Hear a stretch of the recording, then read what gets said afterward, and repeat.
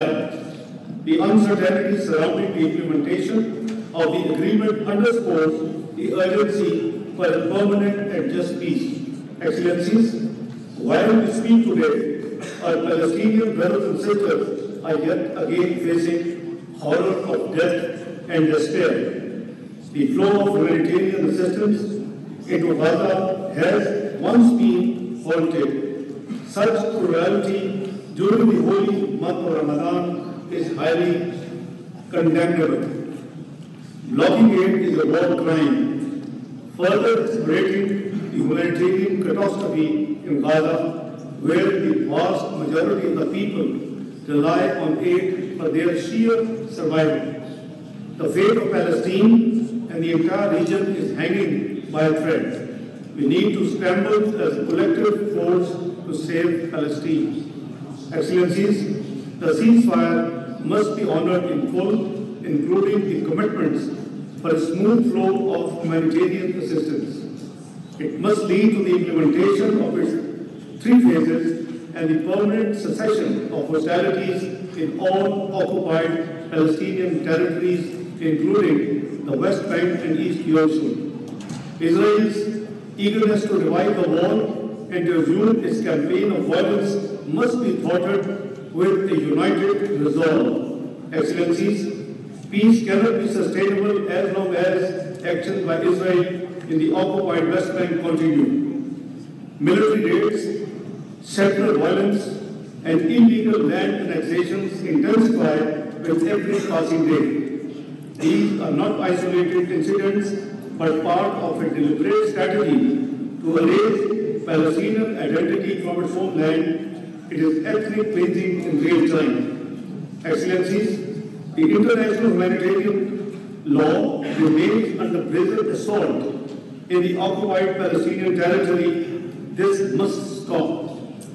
Israel must be held accountable for its serious violations and grave breaches for its willful and wanton disregard of international humanitarian law.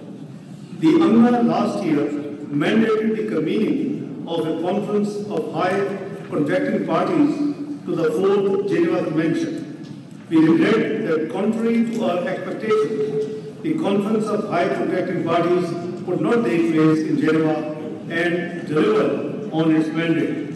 Excellencies, the Muslim Ummah must take it unequivocally clear. Any attempt to forcibly relocate the Palestinian people, whether from Gaza or the West Bank, is ethnic cleansing and a war crime under international law. The OIC must categorically reject any proposal that seeks to eject the Palestinians from their own homeland. No external force has the right to dictate their future to the Palestinians. They must determine their own future through an exercise of self-determination. The OIC must stand united against any sinister agenda aimed at altering the demography of the occupied Palestinian territories. Excellencies, we also strongly condemn the arrogant statement by the Israeli Prime Minister suggesting that the Palestinian state be established in Saudi Arabia. This is an insult to the entire Muslim Ummah. Pakistan expresses its full solidarity with the Kingdom of Saudi Arabia and commends its steadfast support for the Palestinian issue. Excellencies, this is a defining moment for the Muslim Ummah. History will not judge us by our words, but by our actions. The Palestinian people do not seek statements of sympathy. They need concrete measures to end their suffering and secure their liberation from Israeli occupation. The OIC must rise to this challenge with unity, resolve, and purpose. Another Nakba cannot be and must not be allowed to happen. Excellencies, to move beyond the perpetual cycle of violence and destruction in the occupied Palestinian territory, Pakistan recommends the following urgent and decisive steps.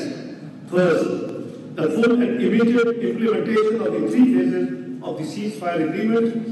This includes a permanent cessation of hostilities, the complete withdrawal of Israeli forces from Gaza, unrestricted humanitarian access, and a comprehensive reconstruction plan, Pakistan fully supports call for implementation of the UN Security Council Resolution 2735 of 2024.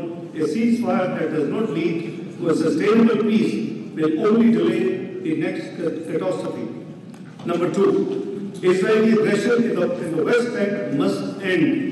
The destruction of refugee camps in Jenin, Tulkarm, Nur al-Shams and Al-Fara mirrors the devastation in Gaza.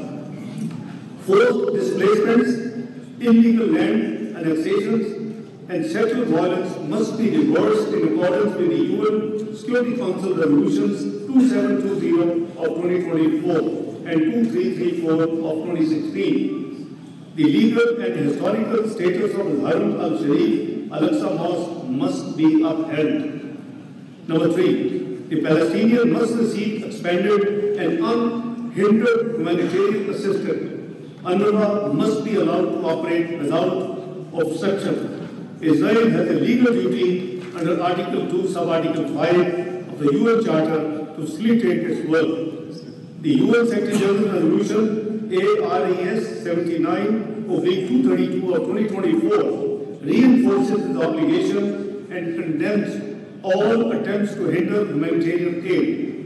The deliberate targeting of aid agencies is a moral outrage and a violation of international law. Humanitarian relief must never be weaponized. Number four, the forced displacement of Palestinians must be recognized as a red line. The OIC must collectively oppose and block any attempt to relocate Palestinians from their homeland, whether through direct coercion or under the guise of humanitarian relief and reconstruction. Any such move constitutes ethnic cleansing and a grave violation of international law. Number five, we must ensure the revival of a credible and irreversible political process toward a two-state solution and the establishment of an independent, sovereign Palestinian state within pre-1967 borders with Al-Quds al-Sharif as its capital. This is the only viable path to durable peace. The OIC must mobilize its collective influence to press for the recognition of the state of Palestine as a full member of the United Nations.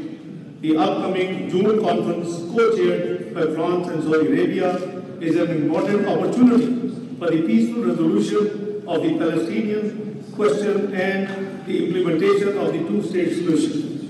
Number six, the OIC must take decisive diplomatic and economic measures to hold Israel accountable for its crimes in Gaza and the West Bank. This should include trade restrictions, sustained diplomatic pressure, and legal action at the International Court of Justice.